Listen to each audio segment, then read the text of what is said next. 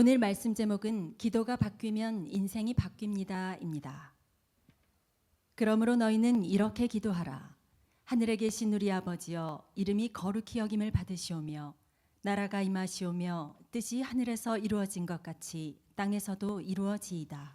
아멘. 우리 다시 한번 우리 온 가족들이 한번 말씀을 큰 목소리로 또 이 말씀을 내 가슴에 새기는 마음으로 한번 다시 한번 봉독하겠습니다. 시작.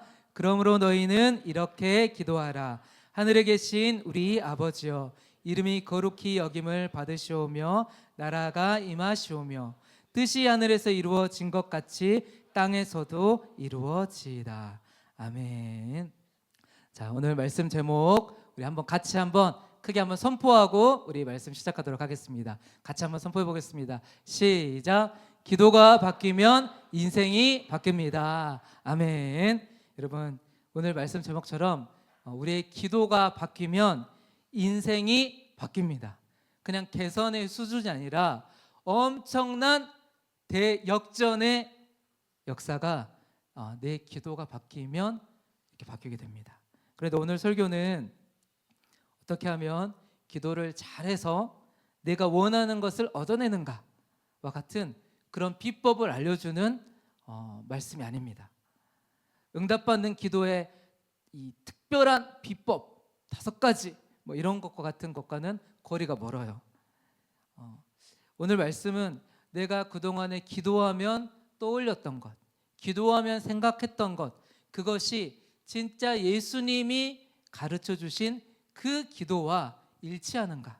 혹시 그렇지 않다면 내 생각을 내려놓고 내가 그동안에 생각해왔던 그 마음을 내려놓고 오늘 이 예수님이 가르쳐 주신 이 기도를 받아들이면 오늘 놀라운 역사가 저와 여러분 가운데 나타나게 되고 경험될 줄 믿습니다. 아멘이시죠? 아멘. 제가 한 방송에서 우리 최고의 가수라고 불리는 가수 인순이 씨가 나와서 말씀하는 그 내용을 본 적이 있습니다. 인순이 씨가 이제 한국에서 대단히 성공을 하고 미국에 있는데 미국에 있을 때 한국의 방송국으로부터 연락을 받았다고 해요. 이 한국의 한 PD가 나는 가수다라는 프로그램인데 한번 출연을 해주실 수 있는지 이렇게 연락을 드렸다고 합니다. 너무나 잘 아는 방송이죠. 이 가수들끼리 노래로 시합을 해서 이 순위를 매기고 그리고 꼴등은 떨어지고 또 1등을 뽑는 그런 프로그램이었어요. 지금은 이런 오디션 프로그램이 많지만 그때까지만 해도 이런 것이 너무 생소하고 그리고 신인이 아니라 알려진 가수들을 이렇게 뽑는다는 것이 큰 부담이 되었다고 합니다. 그런데 인순이 씨도 처음에는 거절을 하다가 내가 언제까지 이런 좋은 목소리로 노래를 할까 그런 마음으로 이 결심을 하고 출연을 하게 되었다고 합니다.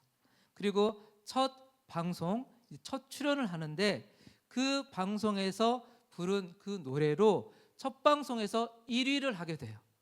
그러니까 본인도 온 힘을 다해 불렀고 이 노래를 들었던 이 모든 사람들이 정말로 막 눈물을 흘리며 거기에 반응을 하고 정말 최고의 노래라고 그렇게 찬사를 보냈습니다.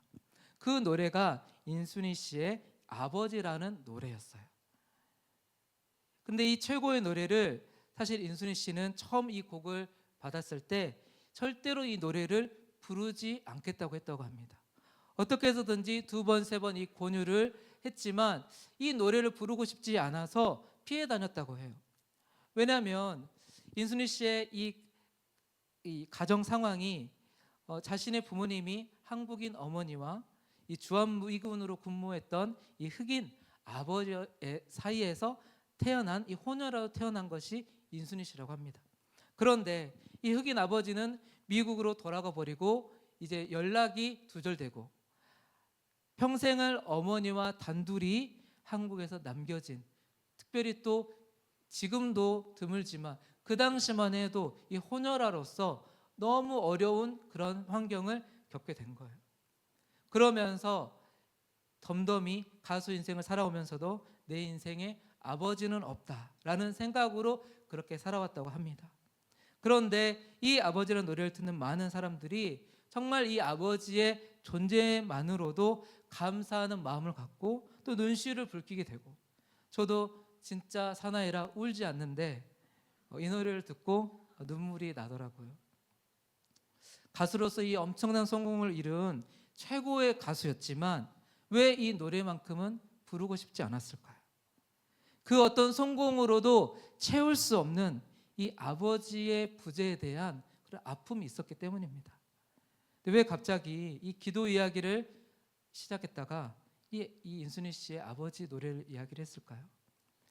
바로 이 기도가 바로 이 하나님이 알려주신 아버지와의 관계라는 것을 예수님이 오늘 알려주시는 거예요. 오늘 우리에게는 바로 이 아버지가 계신 줄 믿습니다. 예수님이 제자들에게 기도를 가르쳐 주시는데 이 기도의 핵심을 오늘 알려주시는 거예요. 이 기도의 핵심은 어떻게 하면 말을 잘해가지고 뭔가를 얻어내고, 기도를 통해서 막 땀을 뻘뻘 흘려서 때로는 막 밥을 굶어가면서까지 때를 쓰는 것처럼 그렇게 하는 것이 기도가 아니라, 기도의 가장 첫 단추가 무엇이냐? 그것은 관계라는 거예요. 바로 하나님과 우리와의 이 관계.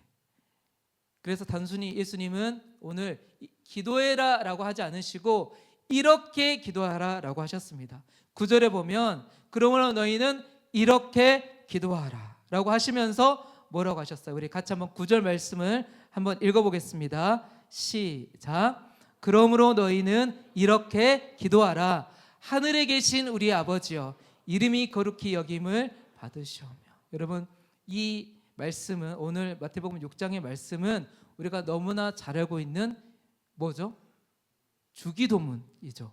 이 주기도문인데 우리가 자칫 오해하면 그냥 예수님이 하신 기도 이렇게만 생각할 수 있지만, 정확하게 얘기하면 예수님이 가르쳐 주신 기도예요. 이렇게 기도하라. 그러니까 이것이 우리 기도의 모델이라는 거예요.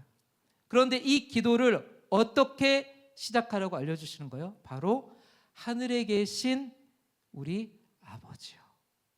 이렇게 기도하라고 합니다. 이 말에 기도의 본질이 달려 있습니다. 우리가 어떤 존재인지를 바로 이 신분의 선언을 이 고백을 통해서 하는 거예요. 하늘에 계신 우리 아버지요. 여러분, 기도할 때 여러분, 기도는 요청도 아니고 명령도 아닙니다. 하나님께 어떻게 명령하겠어요? 기도는 관계라는 거예요. 이 관계의 핵심이 바로 하나님이 나의 아버지 되신다.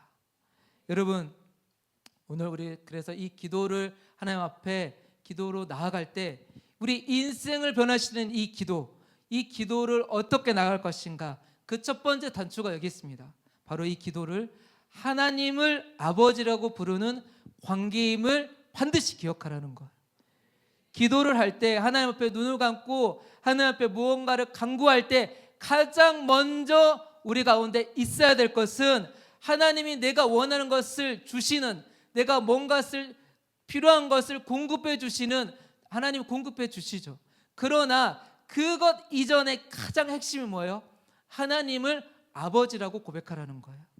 오늘 이 말씀, 이 6절 하늘에 계신 우리 아버지요 라고 쓰여진 이 말은 우리말 성경에는 하늘에 계신 우리 아버지요 이렇게 쓰여져 있지만, 이 구절이 쓰여진 헬라어 원어로 보면 이 파테르 헤몬 이렇게 시작을 합니다.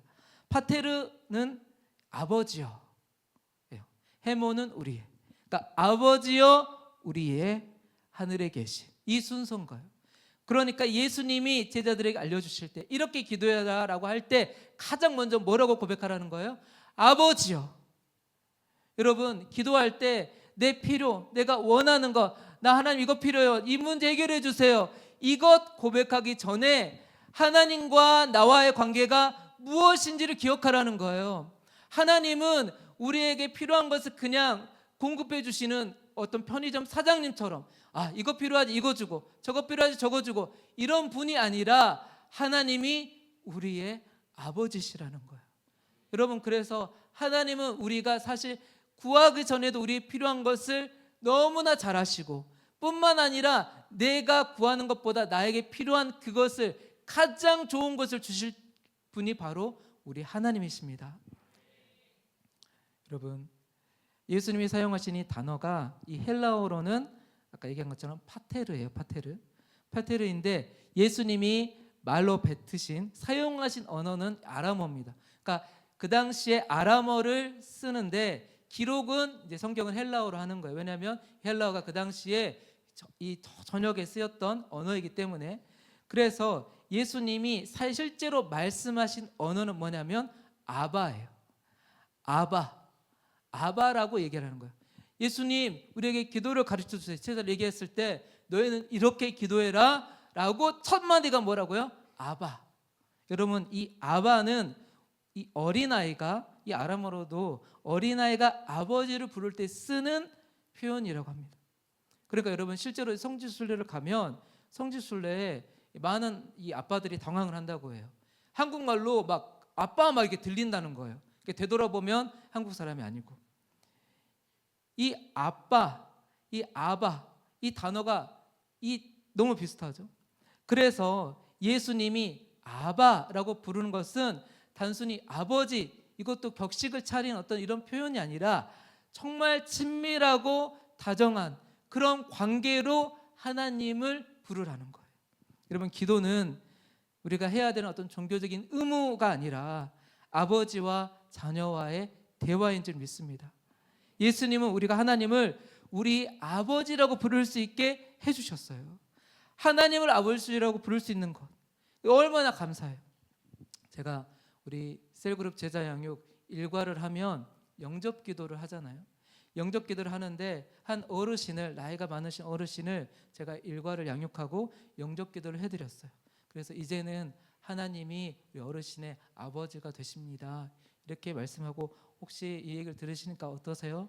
이렇게 제가 여쭤봤어요. 그랬더니 다 연세가 많으셔서 부모님도 다 돌아가시고 아버지도 다 돌아가시고 아무도 없는데 그래서 지금까지 살아오면서 정말 내가 뭔가 비빌 언덕이 없이 고아처럼 살아왔다고 생각을 했는데 예수님을 믿고 하나님이 아버지가 되셨다는 그 말을 들으니 내 마음이 너무 따뜻해진다 라고 얘기를 해주시더라고요. 여러분 예수님을 믿는다는 것은 단순히 어떤 종교적인 의무를 강요하는 것이 아니라 하나님을 아버지라고 부를 수 있는 특별한 은혜를 우리에게 주신 줄 믿습니다. 그래서 우리는 하나님께 나아갈 때 내가 하나님의 아버지라고 부르면 나는 뭐가 되는 거예요? 자녀가 되는 거예요. 하나님을 어떤 사장님, 박사님 이렇게 부르라고 하신 게 아니라 수많은 세상의 관계 중에 선생님도 있고 수많은 세상의 관계 중에 아버지라고 부르라는 것은 이 관계가 너무나도 특별한 관계이기 때문에 이렇게 말씀하시는 거예요. 여러분 그래서 우리는 자녀로서 언제든지 하나님께 당당하게 나아갈 수가 있습니다. 제가 교육자실에 있으면 제 책상에 물도 있고 뭐 때로는 간식 있을 때도 있는데 어느 날 보면 물도 없고 간식도 없을 때가 있어요. 쓰레기만 있어요. 누가 먹었을까요? 우리 김동혁 전도사님은 아닙니다. 네. 먹을 수 있는 것은 저의 딸밖에 없어요. 아무 때나 들어와 가지고 와서 몰래 딱 먹고 쓰레기만 탁 놓고 가요. 이게 자녀로서 당당함. 자녀니까 아버지의 것을 당연하게 누릴 수 있다고 생각하는 것. 여러분 이런 생각이 있으신가요? 진짜 하나님 앞에 나아올 때 하나님 내가 기도할 때 뭔가 오늘 또 그래 기도해야 되니까 뭐라고 말을 뱉어야 되니까 이것이 아니라 하나님 아버지 이것만 고백해도 내 안에 그런 친밀한 은혜가 느껴지는지. 우리 가족들을 보면 때로는 진짜 하나님 앞에 정말 있는 모습 그대로 나오는 가족들을 특별히 새벽에 너무나도 많이 봐요.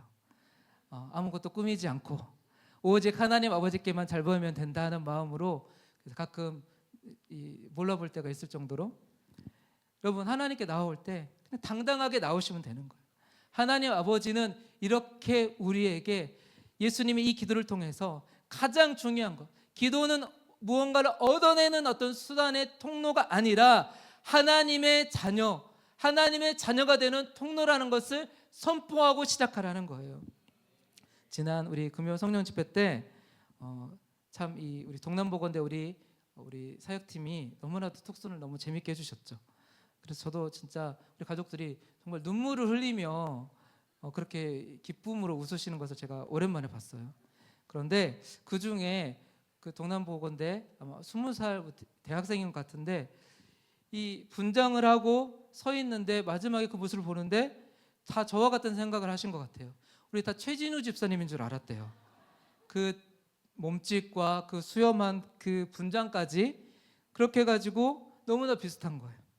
그것만 봐도 사실 너무 이제 기쁨이 됐는데 사실 이 툭수는 올라오기 전에 이 형제가 분장을 하고 1층에 있는데 이 지나가던 우리 최진우 집사님의 딸 하늘이가 이 형제를 보더니 잠깐 멈칫하고 아빠?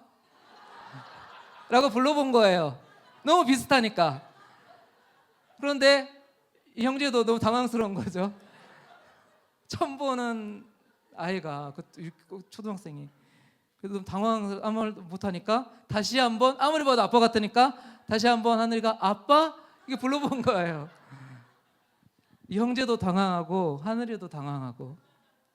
여러분 진짜 아무리 비슷하게 보여도 아빠가 아니면 아빠가 아닙니다. 여러분 맞잖아요. 그런데 여러분 우리는 우리 좋으신 하나님 아버지가 계시는데 이 아버지께 내 필요를 다 얘기하면 하나님이 너희는 기도할 때 아빠라고 시작해라, 아버지라고 시작해라 라는 이 말에는 아버지로서 내가 너에게 필요한 모든 것을 이미 다 알고 있고 줄 생각이 이미 나에게 있다. 그 관계로 들어오라고 하나님이 초청을 해주시는 거예요. 그래서 오늘 우리는 내 기도를 형식적으로 의무적으로 그냥 밥 먹기 전에 잠깐 하는 그런 기도, 이런 기도가 아니라 하나님을 진짜 내 아버지라고 고백하는 것. 그러면 하나님이 그 관계 속에서 우리를 너무나 큰 은혜로 인도하실 줄 믿습니다. 사도 바울이 로마서 8장 15절에 하나님과 우리의 관계를 이렇게 다시 한번 말씀해 주시는데 뭐라고 말씀하시느냐? 우리 같이 한번 읽어볼까요? 시작.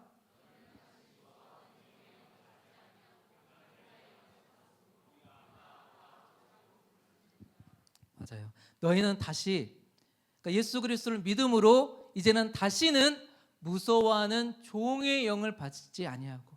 왜냐하면 하나님 아버지가 없으니까 무섭고 두렵고 세상이 얼마나 살기 퍽퍽하고 힘들어요. 그런데 이제 종의 영을 받지 아니하고 예수님을 통해서 이제 우리는 양자의 영을 받았으므로 우리가 아빠 아버지라고 부른다는 거예요.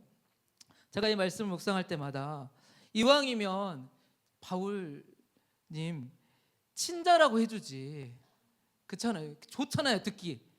우리가 종의 영을 받지 아니하고 친자의 영을 받았으므로 그러면 그래 우리는 친자식이 됐구나 이런 생각이 들 텐데 양자래. 그래도 뭔가 거리감 느껴지게 좀 서운하잖아요. 제가 말씀 볼 때마다 뭔가 서운함이 느껴졌어요. 그런데 사실 이 한국 문화에서는 이 양자보다는 친자가 훨씬 더 가깝게 느껴지지만 바울이 지금 이 말씀에 엄청난 놀라운 비밀이 담겨 있습니다.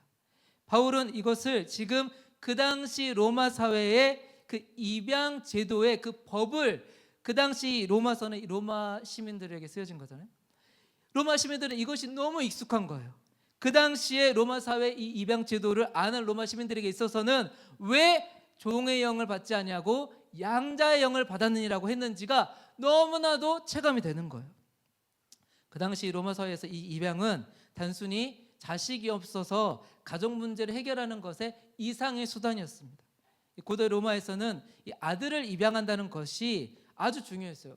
왜냐하면 자손이 없거나 자손이 없는 귀족이나 또 정치적 목적이 있는 사람들이 입양을 통해서 상속자, 이 상속자를 삼고 가문을 유지하는 거예요. 그러니까 이 부유한 사람들 또 귀족들이 이것을 유지하는 수단으로 입양을 선택하는 거예요. 그래서 입양된 이 아들은 단순히 법적인 자녀다라는 이런 친자식 이상의 법적인 효력을 갖게 됩니다. 이 입양된 자녀는 완전히 새 신분을 받아요. 그래서 입양이 되면 과거의 삶과는 법적으로 완전히 분리가 됩니다. 이전에 가족과의 모든 관계가 끊어지고 이제 새로운 아버지의 자녀, 후계자, 상속자가 된다는 것이 양자가 된다는 의미예요. 특별히 이 양자가 되면 과거의 빚이나 과거의 범죄, 신분도 모든 그 문제가 완전히 소멸이 됩니다. 너무나 중요해요. 양자가 됨으로 인해서 과거의 모든 것이 다 소멸되고 이제 새로운 아버지의 관계 안에서 그 모든 법적인 상속을 받을 수 있는 것이 양자라는 거예요. 바울이 지금 이것을 하나님과 우리가 하나님의 자녀가 되었을 때 우리의 삶이 어떤가를 이것으로 보여주는 거예요. 옛 사람, 죄의 종로로 돼서 율법으로 끌려다니며 살았던 그 삶은 예수 그리스도로 끝이 나고 예수 그리스도를 믿음으로 우리는 하나님과의 새로운 관계의 시작이 됐는데 바로 하나님과 자녀의 관계가 시작된 거예요. 그래서 바울은 이렇게 이 말씀을 통해서 얘기합니다. 여러분, 우리는 하나님의 관계 속에서 더 이상 두려움으로 복종하는 노예가 아닙니다. 우리는 이제 양자의 영을 받아서 곧 하나님의 자녀로서 그분을 아빠, 아버지라고 부를 수 있는 권리를 받았습니다. 아멘. 여러분, 한번 선포해 보세요.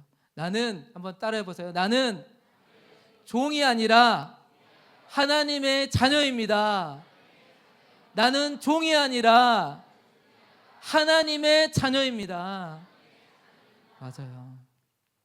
그래서 바울이 이 말씀을 듣는 유대인과 헬라인들에게 동일하게 은혜를 끼치고자 이 아빠, 아버지, 이제 원어로는 아바 파테르, 아까 말씀드렸죠. 아바 파테르라고 하는 거예요. 의도적으로 유대인들은 아바가 익숙하잖아요. 그래서 아바, 또 이방인들, 또 헬라인들에게는 파테르가 익숙한 단어, 아버지. 그래서 모두가 하나님을 친밀하게 부를 수 있다. 아바, 아버지라고 중복해서 얘기하고 있는 거예요. 우리말로 치면 아빠, father 이렇게 다 알 수 있도록, 누구나 알 수 있도록. 한국 사람도 아빠, 영어를 쓰는 외국인도 father, father. 예. 다 알 수 있도록 이렇게 얘기했다는 거예요.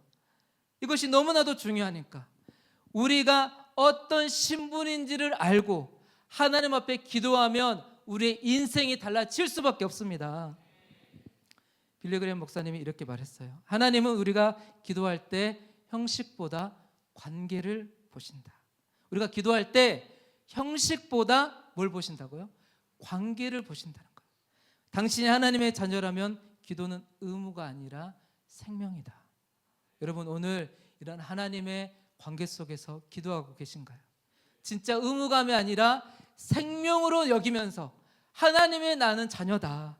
이 고백으로 여러분 하나님께 기도하시기를 축복합니다. 여러분, 하나님을 아버지라고 부르면 어떻게 되는지 아세요? 좋은 일이 많이 있으리라. 우리 찬양이 있어요. 찬양을 한번 고백해 볼게요.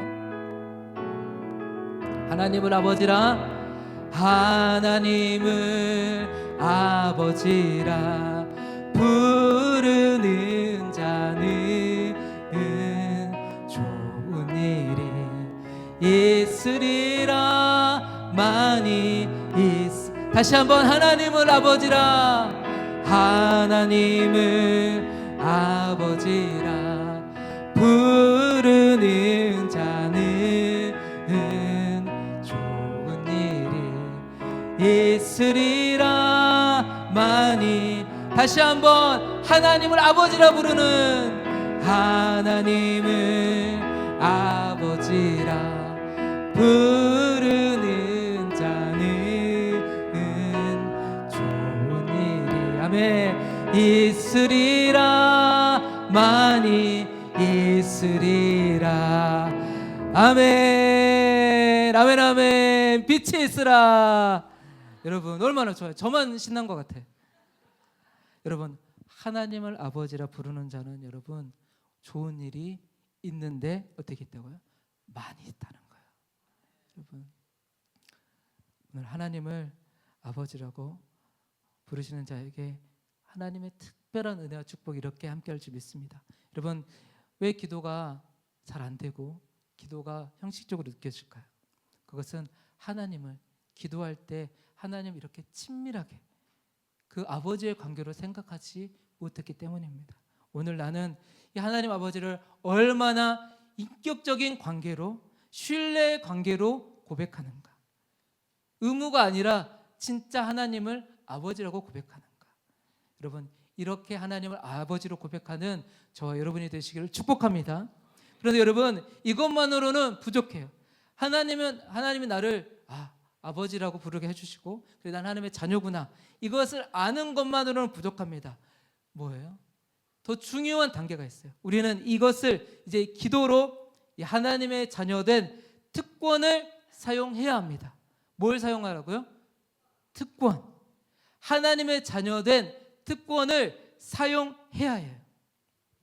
이 앤드류 머레이라는 목사님이 이 오늘 하늘에 계신 우리 아버지요, 이 말씀을 두고 이 말씀이, 이 고백이 기도의 문을 여는 열쇠라고 했습니다.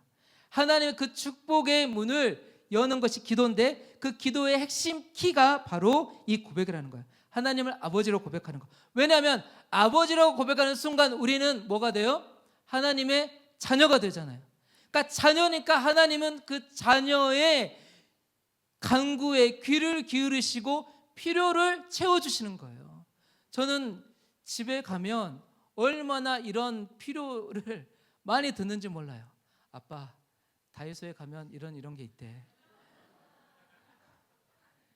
가장 큰 소망이 다이소에 가서 사보는 것. 필요를 고백하는 거예요. 자녀는 특권을 사용하는 거예요. 나 이거 필요한데. 그래가지고 본 물통이 필요하다 그래서 물통을 사줬어요. 사줬는데 일주일도 안 돼서 잊어버렸어. 근데 아버지의 마음은 어때요? 막 뭐라고 하고 싶죠. 엄마는 많이 뭐라고 하더라고. 엄마라 그런가 봐요. 근데 아빠는 마음 뭐예요? 당장 월요일에 물병이 필요한데 이거 빨리 사야 되겠다. 그런 마음이 있는 것이 아버지의 마음이잖아요.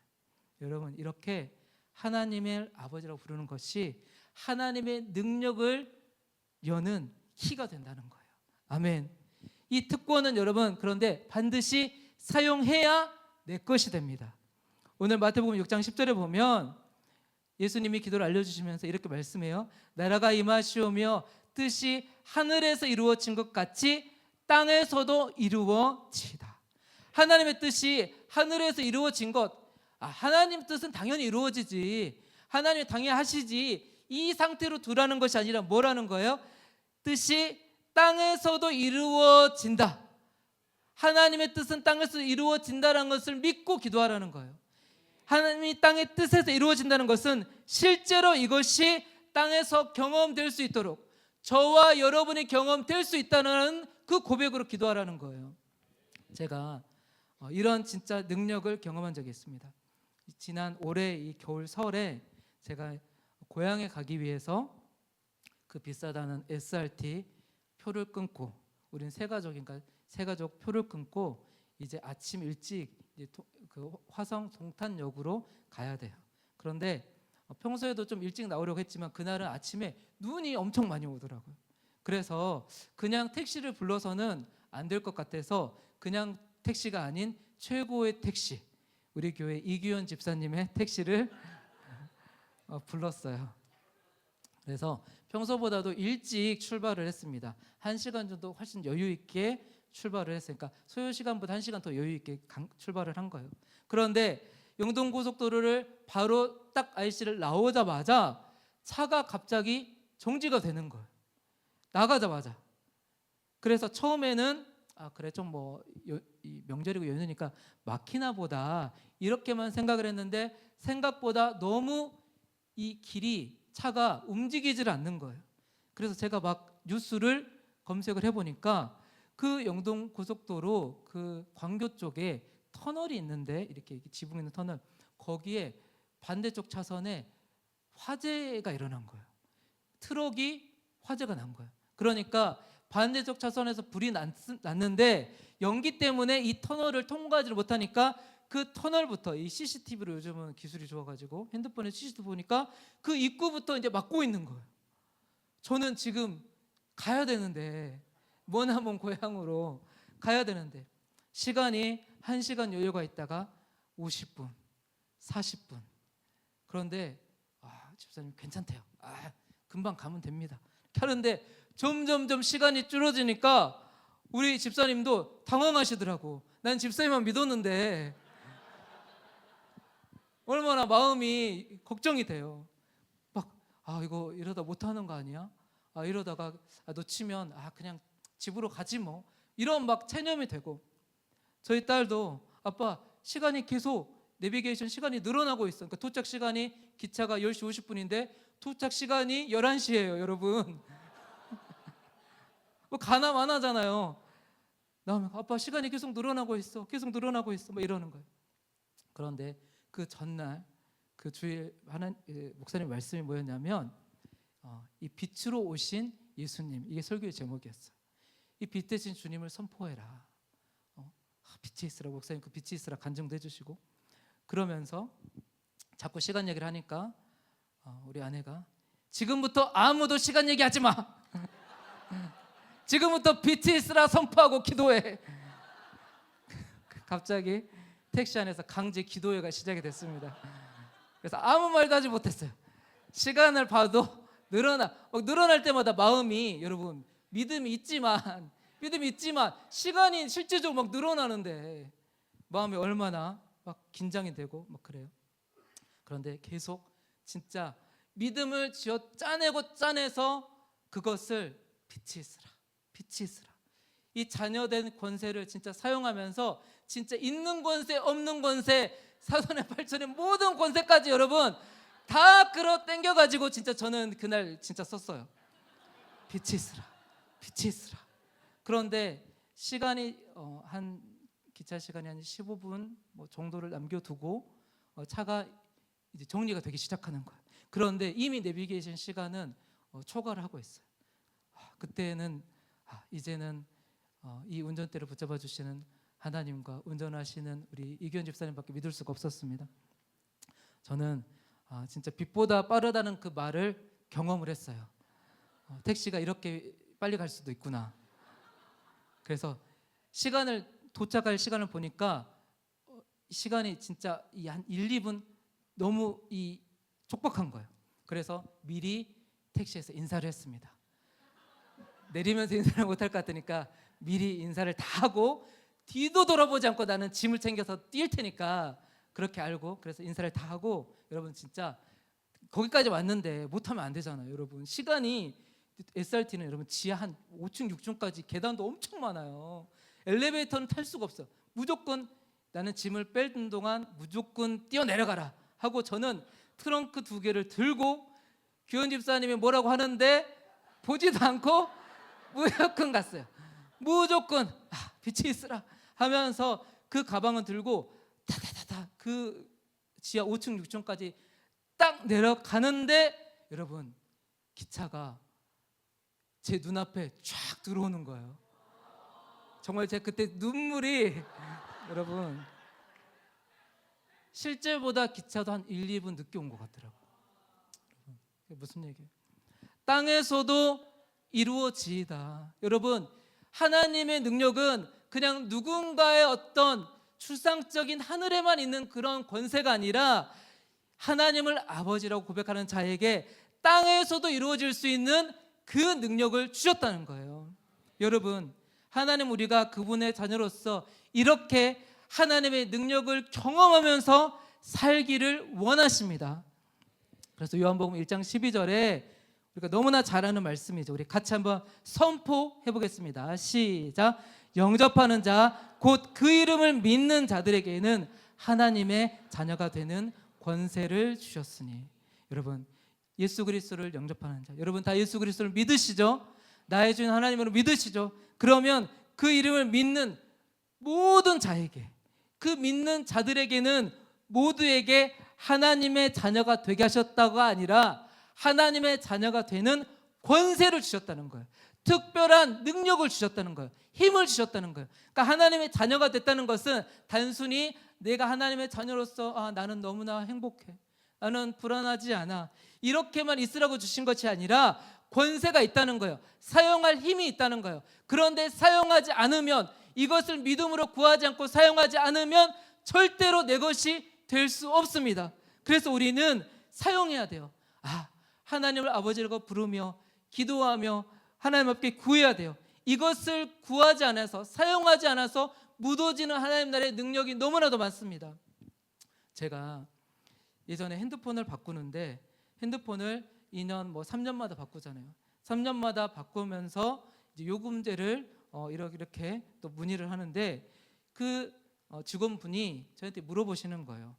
요금제를 이렇게 얼마짜리를 쓰시네요. 그러면서 이런 기능 부가 서비스가 있다는 거예요.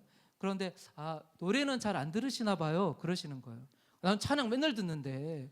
그래서 저 노래 많이 듣는다, 찬양도 많이 듣고 이렇게 한다 그랬더니, 그런데 왜 무료로 노래를 들을 수 있는 이 사용권이 있는데 왜 한 번도 사용하지 않았냐요? 3년 동안.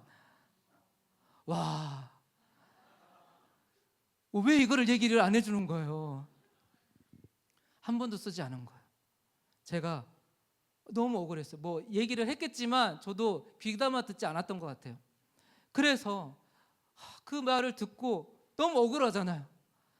그동안에 못 들었던 3년간의 그 찬양, 내가 실컷 틀어놓을 수 있었는데, 맨날 이 유튜브 광고 많이 나오잖아요.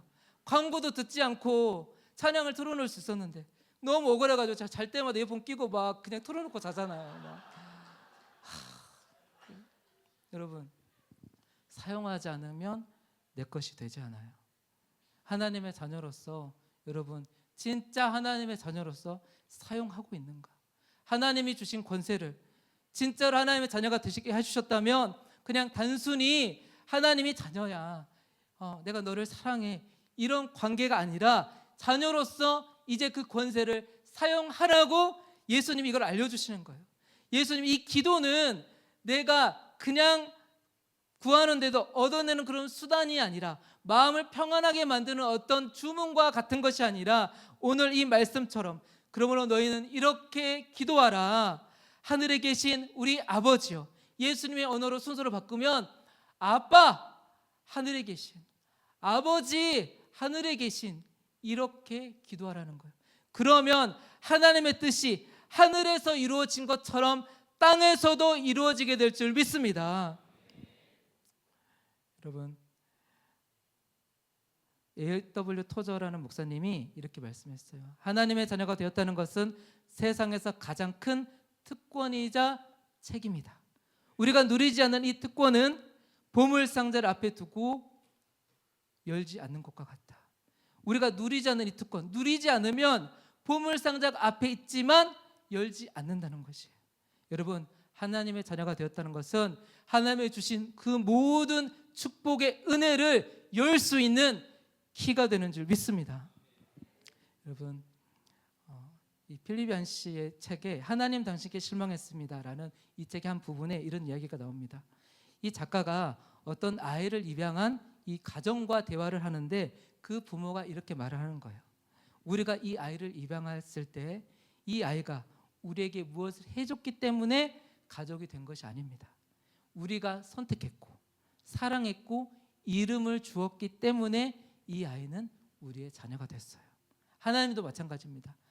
하나님이 저와 여러분을 먼저 선택하시고 값없이 예수 그리스도를 통해서 하나님의 자녀가 되게 해주셨기 때문에 하나님의 자녀가 된 거예요. 우리가 잘해서가 아니에요.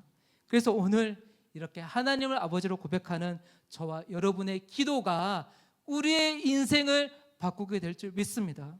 여러분, 오늘부터 돌아가서 기도하실 때, 한 주간 힘들고 어려울 때마다, 답답할 때마다, 하나님, 너무 힘들어요, 너무 답답해요.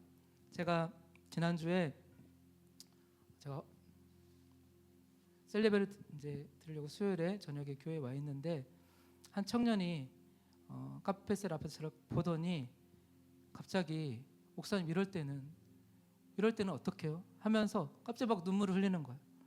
너무 어떤 사람이 원망스럽고 힘들다는 거예요.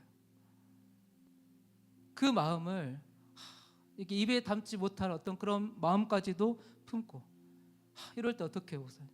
갑자기 이제 눈물을 흘리니까 저도 당황스러운 거예요. 그런데 그 마음을 사람한테 가져가면 원망과 불평과 저주가 되지만, 하나님께 가져가면 기도가 된다. 하나님께 기도하자. 그리고 셀레베를 갔다 왔는데 갔다 와서 저에게 목사님 갔다 와서 너무 마음이 평안해졌어요. 하나님께 그것을 맡기기로 했습니다. 고백하는 거예요. 그리고 표정이 너무 밝아졌어요. 여러분 오늘 하나님은 우리가 무거운 세상의 짐을 지고 살기를 원치 않으십니다. 하나님은 하나님의 자녀된 우리가 그 모든 짐을 내려놓고 하나님의 자녀된 그 권세를 누리기를 원하세요. 지금부터 우리가 기도할 때 아버지 진실한 고백으로 여러분 기도하시면 더 이상 두려움의 관계, 의무의 관계, 형식의 관계가 아니라 하나님이 여러분의 그 기도에 간구에 들으시고 응답해 주실 줄 믿습니다. 여러분 하나님은 말하지 않아도 아세요. 여러분의 마음을 이미 알고 계십니다. 그럼에도 불구하고 고백하기를 원하는 거예요. 왜냐하면 관계이기 때문에 하나님을 아버지로 고백하는 그 관계 안에서 하나님이 저와 여러분을 품으시고 이끌어 주시고 응답해 주시기를 원하시는 것이 오늘 하나님의 아버지의 마음인 줄 믿습니다. 오늘 우리 사랑하는 가족 여러분 시간 자리에 일어나서 우리 한번 눈을 감고 하나님은 저와 여러분을 다시 이 기도의 자리로 회복시키기 원하십니다. 다시 자녀의 신분으로 확실하게 우리가 깨달아 알기를 원하십니다. 우리 한번 눈을 감고 이 시간에 수많은 사람들이 있다고 생각하지 마시고 이 시간 오직 나와 옆에 사람이 아니라 나와 하나님만 있다고 생각하시고 여러분 잠잠히 우리 하나님 앞에 부르짖어 기도하기 전에 아버지 이렇게 고백하면 우리 찬양하길 원합니다. 한번 우리 고백해 볼까요? 아버지